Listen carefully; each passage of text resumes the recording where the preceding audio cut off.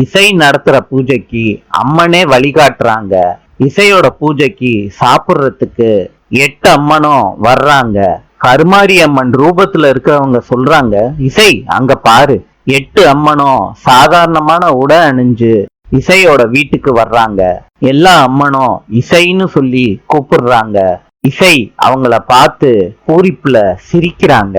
இசையோட தங்கச்சி வர்ஷினி ரொம்ப சந்தோஷப்படுறாங்க அவங்க எல்லாரையும் பார்த்த உடனே. ராகவும் அவங்க குடும்பத்தை சேர்ந்தவங்களும் ரொம்ப சந்தோஷப்படுறாங்க. இசை எல்லாரையும் கையெடுத்து கும்பிட்டு உள்ள வாங்கன்னு சந்தோஷமா வரவேற்கிறாங்க.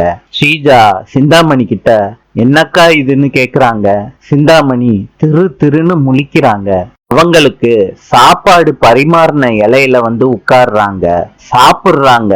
சந்தோஷமா இசையையும் வர்ஷினியையும் வாழ்த்திட்டு போறாங்க. நாளை சந்திப்போம்.